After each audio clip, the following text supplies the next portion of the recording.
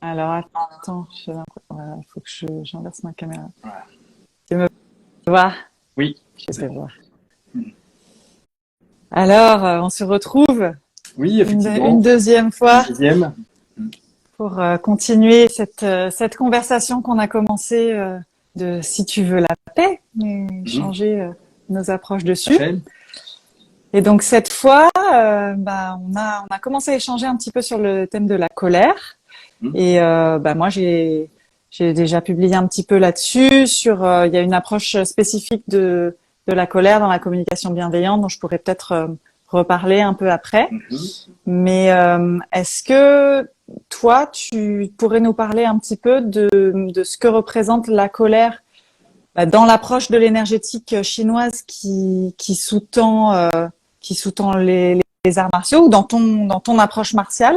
Comment Mhm. qu'est-ce que tu vois comme nature et comme place de la colère, toi, là-dedans? Alors forcément, la colère peut être une émotion qui finalement peut motiver un pratiquant qui a un besoin d'assouvir tout un tas d'énergie interne qu'il peut ressentir au quotidien. Et donc il cherche un exutoire et les pratiques martiales peuvent lui permettre finalement de pouvoir faire sortir cette énergie qui se manifeste généralement de deux manières. Un, le thermique, donc ça chauffe, et Mhm. deux, le dynamique, ça tape. Donc Ok. forcément, voilà, l'art martial en tout cas, va laisser imaginer à une personne qu'elle va pouvoir se retrouver dans un endroit où on va lui fournir tout un tas d'occasions de pouvoir frapper. Et effectivement, dans certains cas, ça peut arriver. C'est-à-dire qu'il y a aujourd'hui des écoles qui se revendiquent des écoles martiales, mais qui finalement, par le biais sportif, fournissent un format sport de combat. Donc on Ouais. vient exécuter une dépense physique avec un sport d'opposition, quel qu'il soit, que ce soit un travail de projection, un travail de percussion, peu importe, mais en tout cas l'objectif, Ouais. c'est toujours le combat, et le combat Ouais. dans une approche compétitive. Je veux Ok. gagner, ou je veux me dépenser, il y a cette recherche-là. Ce n'était pas la recherche initiale des pratiques martiales. Ouais. Donc des fois, ces personnes-là ont l'impression de faire fausse route, alors si elles prêtaient un petit peu attention et si on leur présentait surtout un discours traditionnel, elles auraient peut-être à, à travailler sur elles-mêmes à partir de cette pratique-là et non pas à expulser leur énergie sur l'autre et à la nourrir quelque part. Ouais. Mais Donc, donc dans un sport de combat, en fait, tu fais juste t'extériorises de l'énergie, enfin l'énergie de la colère, mais de la même manière que tu pourrais le faire en faisant de la course à pied ou enfin c'est en gros c'est une dépense physique oui. ou est-ce que toi tu vois Alors, tu vois une c'est pas différence? mauvais en soi parce que cette énergie de la colère, c'est sain de la libérer. Ouais. Ok. Mais le problème, c'est qu'est-ce qu'on en fait Mm. dans le cadre d'une école martiale qui finalement va en faire un moteur pour de la violence, quelque part. Mm. Donc finalement, ce qu'enregistre la personne, c'est que lorsqu'elle se met en colère, la violence va être son moyen d'expulser l'énergie. Ouais. Donc, Alors qu'est-ce que tu appelles la violence là? Parce que tu l'affrontement physique, le fait de ok. taper, le fait de, tu vois, alors que ce soit sur une personne ou que ce soit sur n'importe quoi d'autre, tu vois, ça va être le moyen euh, sur lequel elle se sera entraînée, tu vois, pour pouvoir expulser cette Ok. énergie. Ce sera un réflexe, tu vois. Ok. Donc, Alors que dans finalement, ma vision, c'est pas forcément violent. C'est-à-dire que si elle arrive à nourrir ses besoins comme ça et qu'elle porte de atteinte à personne, voilà. pour Ok, d'accord. moi, c'est pas violent. On est d'accord. Mais je comprends que en fait, ça désigne quand on emploie le terme violence ici, ça désigne une intensité projetée contre. Oui, Même si c'est contre un sac, ça désigne l'intensité, quoi. exactement. Alors, Ok. la grosse différence que va apporter les arts martiaux, c'est qu'une fois que cette énergie a été expulsée dans un cadre bien sécurisé, on va soumettre à la personne l'idée d'en faire quelque chose de constructif et de se Ouais. construire à partir de cette énergie-là. C'est-à-dire de la canaliser et de l'organiser au sein de mouvements parfaitement maîtrisés en termes Mhm. d'équilibre, en termes de loi universelle finalement, et de faire passer cette énergie à travers elle, en mettant en place des mouvements adaptés pour la faire circuler dans des lois mécaniques qui sont connues depuis la nuit des temps dans les arts du mouvement justement énergétique en Chine, les arts martiaux en sont. Hein. Et on va surtout lui permettre de se construire et non pas de se détruire ou de détruire l'autre à partir de cette énergie-là. Ben ça, ce qui m'intéresse, tu vois, c'est que moi, je vois que dans mon approche, quand je vais accueillir l'énergie de la colère, donc soit en moi, soit pour quelqu'un que j'accompagne, il y a justement, alors au niveau émotionnel, mais l'émotion, c'est une façon de nommer aussi une charge d'énergie, il y a cette circulation qui se fait. C'est-à-dire que dans un premier temps, je vais accueillir la colère brute, mais je vais juste l'autoriser à être avec cette idée que si on lutte contre, en fait, bah, c'est comme une pression, c'est-à-dire on la renforce encore plus, en fait. Comme la pression dans une cocotte, quoi. Donc, on va l'autoriser. Et ensuite, moi, je vais trouver le chemin énergétique, je le trouve à travers le langage. D'accord. C'est-à-dire que par le langage, bah, je vais demander où est-ce qu'elle est, la colère dans ton corps, est-ce qu'elle a une couleur, est-ce qu'elle a une texture, est-ce qu'elle a une température, est-ce que tu peux l'autoriser à prendre toute sa place, est-ce que tu peux l'autoriser à être aussi rouge qu'elle est rouge, aussi chaude qu'elle est chaude. Donc vraiment, zéro lutte contre sa colère, l'autoriser à vraiment être complètement là. Et puis, enfin pour moi, ça va même encore plus loin, c'est-à-dire qu'il y a une espèce de communication qui se met en place avec le corps, de gratitude envers le corps. C'est-à-dire que de reconnaître corps, même si ce que tu m'envoies, c'est de la colère, eh ben, je te remercie d'être en train de communiquer avec moi. Tu vois? C'est parce que pour moi, vu que c'est vraiment, pour moi, nourrir le vivant, c'est cette communication. Pour moi, la situation la plus anti-vie qui pourrait y avoir, c'est quand le corps ne communique plus avec la personne. Donc les personnes qui ont tellement réprimé leur souffrance, leur peur, leur colère, etc., qu'elles ne ressentent plus rien, ni même la joie, ni même, ou alors des divertissements assez éphémères et superficiels, mais qui ne vont plus ressentir d'émotions profondes. Donc c'est dans ce sens-là qu'il y a une gratitude du corps qui communique sous la forme d'émotions, de sensations, de chaleur, comme tu disais, d'envie, d'énergie. Et puis après, par le langage, je vais demander, donc en général, rien que de l'accueillir la colère, bah déjà elle se transforme. Et ce que je disais, c'est que la colère, dans mon approche, c'est une émotion de couverture. D'accord, très bien. Donc le concept d'émotion de couverture, c'est-à-dire c'est une émotion qui est orientée vers l'action, comme tu l'as dit aussi. Voilà, c'est ce que j'allais te dire. Voilà, et qui en fait va te permettre de te protéger d'émotions qui sont plus profondes que la colère, mais qui, si elles sont trop profondes, trop intenses, elles t'empêchent d'agir. Donc, notamment la tristesse extrêmement intense qui mène à la dépression, et dans la dépression, tu peux plus agir. La peur extrêmement intense qui peut te paralyser. Tu peux plus agir quand tu es paralysé par la peur.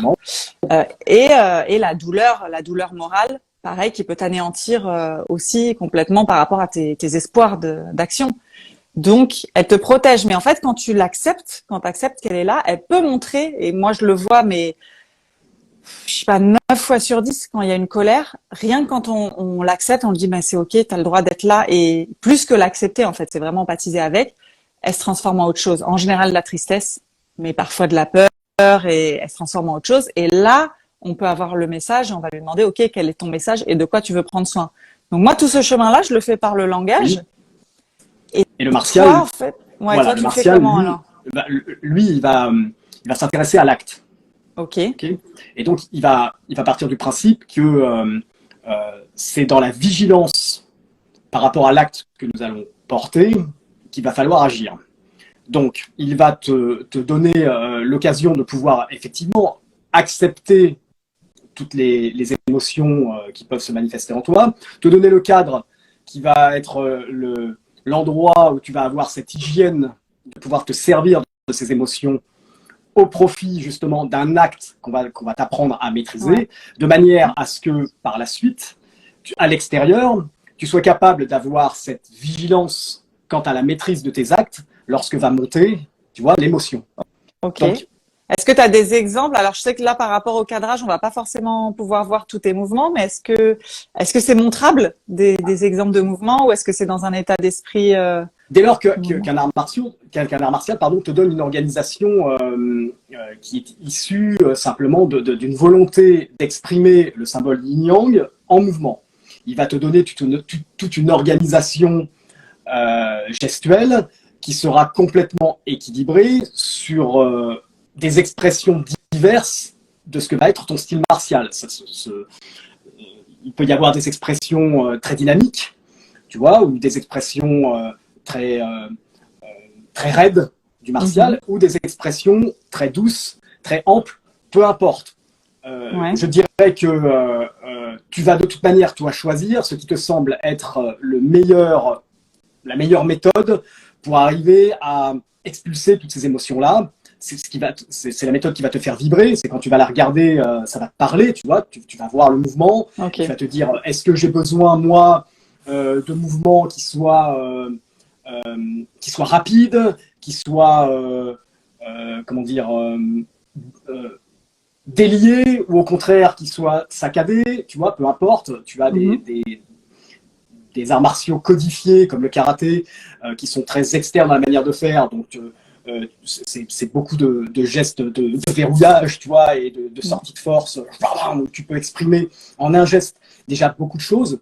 Et tu as des arts martiaux comme les arts martiaux chinois qui, eux, sont toujours dans l'enchaînement des mouvements et qui vont te permettre de faire circuler les forces à travers des lois de comment dire des lois d'enchaînement constant, tu vois, de manipulation d'énergie interne par des cycles, des cercles, de la rondeur.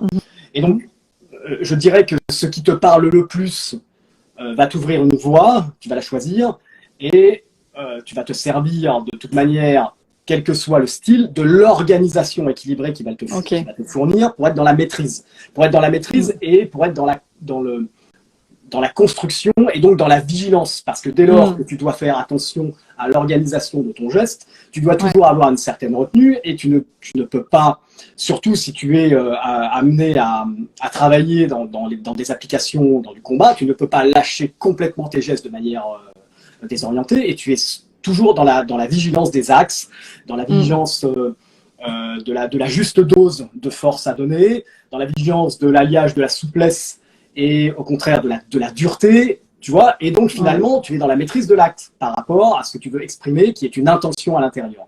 Donc quand cette intention est nourrie d'une émotion, eh ben c'est l'intention qui va primer, peut-être, tu vois, tu vas te servir de l'énergie de l'émotion, tu ne vas pas t'identifier à cette émotion, tu vas poser une intention, mais cette intention, ça va pas être une intention d'expulser l'énergie n'importe comment.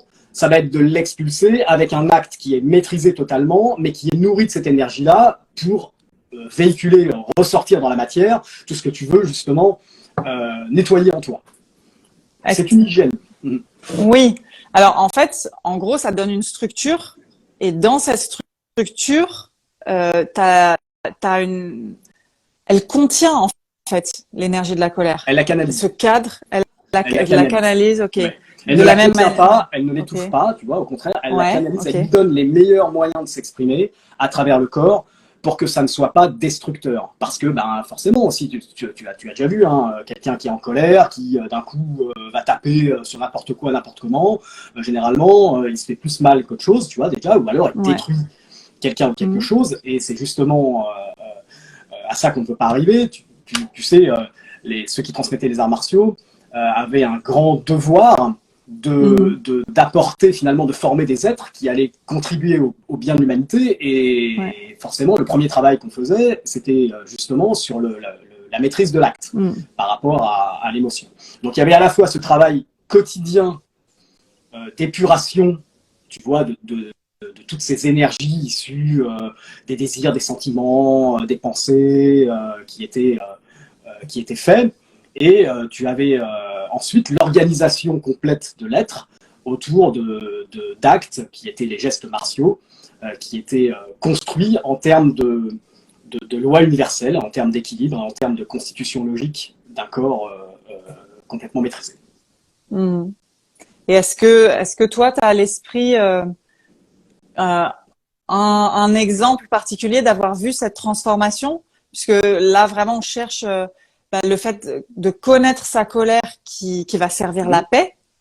Est-ce que toi il y a un exemple que tu peux partager? Le tien? Je peux te donner le mien, hein. Comment est-ce que tu peux partager ça? Comment est-ce que tu as vu cette transformation de la colère qui est en fin de compte la connaître et au service de la paix?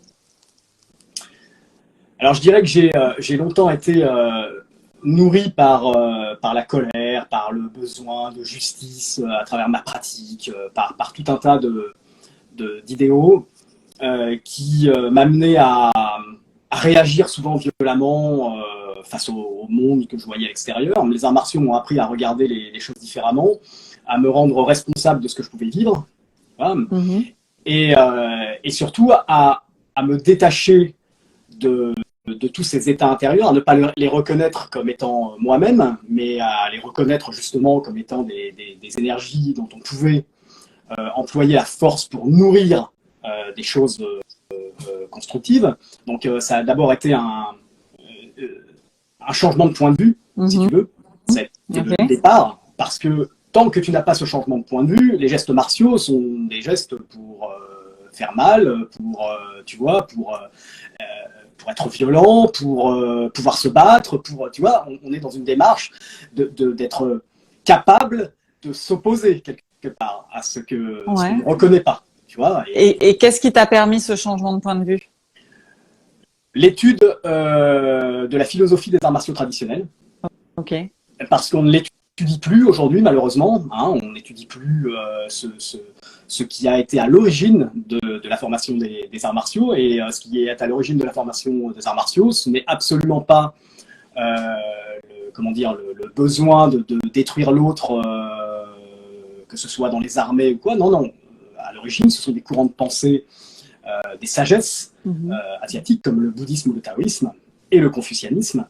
Et donc, en étudiant ces trois pans, par exemple, on arrive à avoir des éléments de réflexion qui nous amènent à regarder le monde autrement et à s'extraire de ce que j'appelle le sport martial, c'est-à-dire apprendre à se battre pour gagner, pour être plus fort qu'eux, non, ça devient un moyen de se combattre soi-même, justement, en tout cas de combattre l'être illusoire que nous avons formé à partir de nos croyances, de pouvoir avoir l'occasion d'expérimenter par justement la pratique du combat, non pas en étant en opposition, mais en harmonie avec l'autre, l'occasion d'expérimenter le détachement, d'expérimenter la vacuité, d'expérimenter l'expression, je dirais,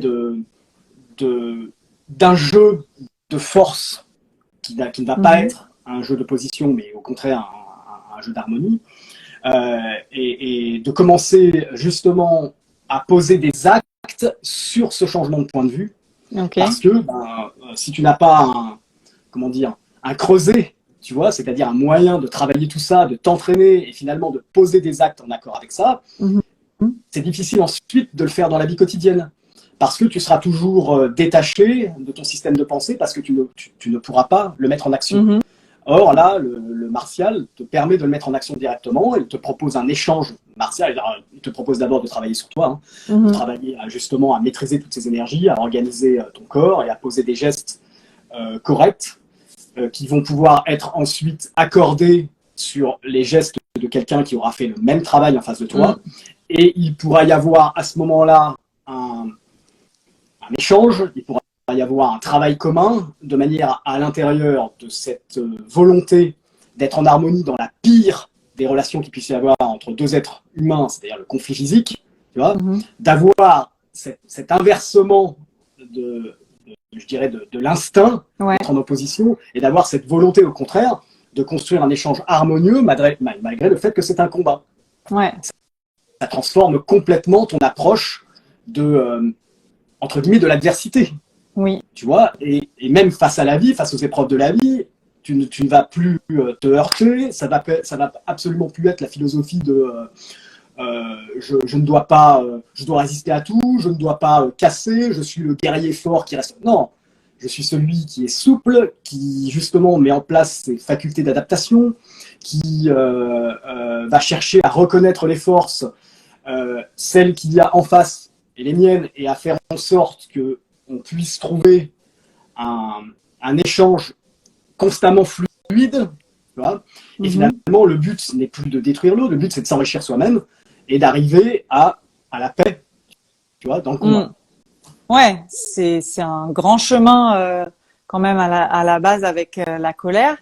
Et là où moi, ce qui m'interpelle, c'est que pour moi, la colère, c'est souvent en fait une expression plus ou moins consciente de l'impuissance. Oui, effectivement. C'est-à-dire que quand je me sens impuissante par rapport à une situation, tu nommais tout à l'heure un point de départ que toi, quand tu étais dans ton époque de colère, tu étais très activée au niveau de la justice. Donc pour moi, c'est typique le vécu d'injustice, une injustice qui nous a l'air sur laquelle on n'a pas de prise en fait. Ça, mais pourquoi on n'a pas de prise? Parce qu'elle est à l'extérieur. Tu vois ce que je veux dire? Ouais. Elle est à l'extérieur. Quand tu travailles les arts martiaux, finalement, tu es déjà sur une discipline d'origine bouddhiste. Donc, qui tu vas combattre? Tu vas combattre ce qu'on appelle l'ego, tu vois. Et donc, le point de départ, c'est de reconnaître que le travail ne se fait pas à l'extérieur, il se fait à l'intérieur. Et que ton adversaire, finalement, dans ce combat qui devient initiatique, ton adversaire est la représentation de toute la somme de ce que toi tu voudrais justement maîtriser ou en tout cas mettre au second plan pour pouvoir vivre cette paix intérieure. Voilà. C'est-à-dire, c'est l'ego. La somme de tes croyances, la somme de tout ce qui fait que tu penses que tu as la vérité en termes de justesse, tu vois, face au monde. Et finalement, la colère, c'est quoi? C'est la dissonance entre ce qu'on observe à l'extérieur et ce qu'on croit être juste à l'intérieur. Donc finalement, quand tu fais un travail là-dessus et que tu es amené à te reconnaître comme étant le seul responsable de ce que tu peux vivre à l'extérieur et que tu en viens à travailler sur toi avant de chercher à aller travailler sur l'autre, d'un coup, tu vois, il y a plus d'injustice. Tu vois ce que je veux dire? Parce que tu es impuissant si elle est à l'extérieur. Ouais. Tu vois toute cette injustice à l'extérieur qui arrive, et puis alors t'as pas fini. Si tu portes les yeux sur le monde d'aujourd'hui, tu vas la rencontrer. Voilà. Et tu es constamment en lutte contre, et puis plus tu luttes, finalement, plus tu rencontres cette adversité et ces murs, et cette injustice-là, parce que tu la nourris. Et mais en même temps, excuse-moi, mais tu dis combattre. Quand tu dis combattre l'ego à l'intérieur, pour moi, même si tu changes le focus du combat de l'extérieur vers l'intérieur, tu es toujours dans l'opposition. Oui, mais... Alors que moi, quand je vois l'ego, j'ai plus envie de dire dépasser l'ego que le combattre. C'est-à-dire que l'ego, il est toujours là à partir du moment où je suis un être humain incarné. C'est-à-dire que je crois que je suis Hélène et que t'es Brice et qu'on est des êtres différents. Ça, c'est l'ego. On croit homme-femme, on croit France, on croit tout ça, c'est l'ego. Et moi, j'ai pas envie de lutter contre ça, mais par contre, j'ai envie d'avoir une vision plus grande que ça, mais qui l'accueille. Tu combats à la manière des arts martiaux, c'est-à-dire que le but, c'est pas de s'y opposer, c'est d'être en harmonie avec lui, tu vois ce que je veux dire? C'est de savoir quelle est sa place, de savoir quelle est la tienne, tu vois, quel est ton vrai toi, finalement. De savoir qu'il n'est pas toi, cet ego-là. Tu vois ce que je veux dire? Qu'il est une partie de moi, qu'il est une fréquence de moi et que j'ai beaucoup plus que ça. Il est là quand même et que, voilà, il y a au-delà, il y a beaucoup plus que ça et voilà, tu le remets à sa juste place. Il ne doit pas devenir, comment dire, celui qui te limite. Voilà.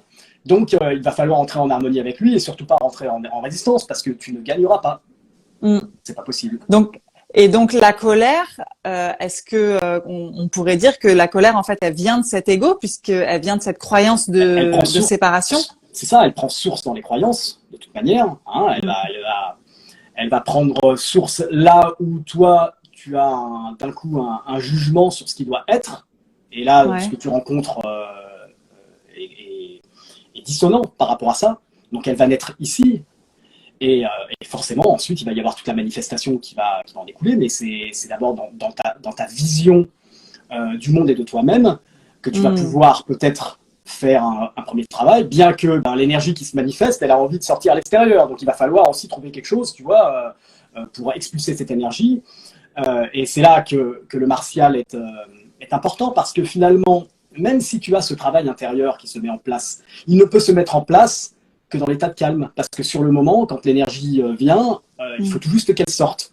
Tu vois. Et donc, finalement, c'est l'acte qui va faire en sorte que ça se manifeste.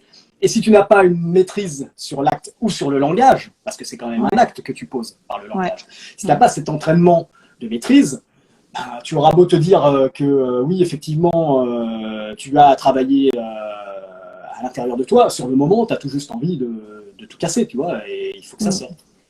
Ok, donc, il faut que tu aies un travail, oui, sur tes états intérieurs, ta responsabilité, d'accord, mais il faut que tu aies aussi un travail sur le corps, c'est très important. De toute manière, toutes les traditions initiatiques enseignent que le travail sur le corps est un premier barreau de l'échelle pour ensuite remonter les strates. Et il me semble intéressant aujourd'hui pour le bien d'une personne et pour le bien des personnes qu'elle côtoie, que chaque être est un travail à faire sur la maîtrise de son corps, de manière à pouvoir être vigilant quant aux actes qu'elle porte par rapport à ses émotions. Ok, bon, et ben super. Et on sait que tu proposes ce cadre. Tu proposes donc à Villeneuve. Oui. Ça, tes cours. Tout à fait, oui. Et alors, qu'est-ce qu'il y a comme cours au menu pendant la semaine? Alors, j'enseigne principalement 2 disciplines en lien avec les arts martiaux chinois. Donc, une qu'on appelle le Wing Chun, qui est un art martial du sud de la Chine, qui investit principalement les distances courtes de combat. Donc, c'est extrêmement intéressant pour les personnes qui ont besoin justement d'une vraie structure bien, comment dire, bien hermétique à l'interprétation, je dirais, folklorique de l'art martial, tu vois. Ouais. Donc on a vraiment une organisation qui est très précise du corps à travailler.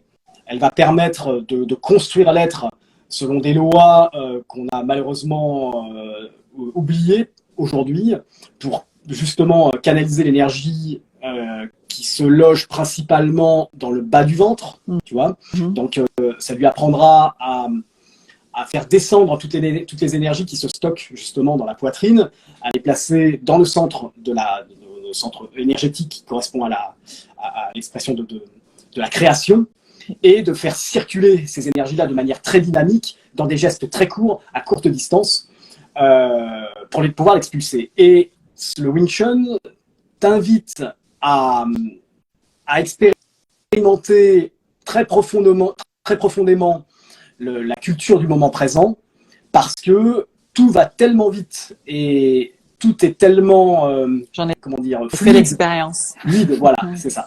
Que tu es obligé de t'affranchir de tes réflexions, parce que dès que tu commences à réfléchir à ce que tu fais, tu n'y arrives plus. Et donc, ça te permet justement d'accéder petit à petit à ce détachement et à cette capacité de te mettre dans le vide pour parasiter l'impact justement émotionnel sur le corps, et de reprendre possession de tes mouvements sans passer par, tu vois, toute l'influence des autres couches, des autres strates. Donc c'est un art de méditation en mouvement, mais très rapide, très tonique, pas le plus facile à maîtriser. Hein. Et la deuxième discipline que j'enseigne, c'est le Tai Chi Chuan, mais pas cette espèce de gymnastique de santé qu'aujourd'hui on enseigne dans le cadre du bien-être, mais l'art martial authentique de style Yang, qui a cette même approche qui consiste à considérer le combat comme un moyen justement d'apprendre toutes les lois universelles et d'entrer en harmonie avec un adversaire, tu vois, et de le faire en adoptant les gestes les plus adaptés aujourd'hui, je pense, pour justement faire circuler cette énergie de vie dans les schémas naturels du corps humain. Voilà. Ok. Bon, écoute, Brice, merci beaucoup pour cet échange Avec grand sur plaisir. la colère. Et puis, Voilà, bah, la prochaine fois que je serai en colère, je penserai à toi. Je sais pas comment je dois le prendre. Non, c'était une blague. Comme solution. Voilà. Et ben écoute, merci beaucoup pour ce soir et Avec grand puis à plaisir. une prochaine fois. Oui, à une prochaine fois. Salut. Merci, salut. Ciao, ciao. Ciao.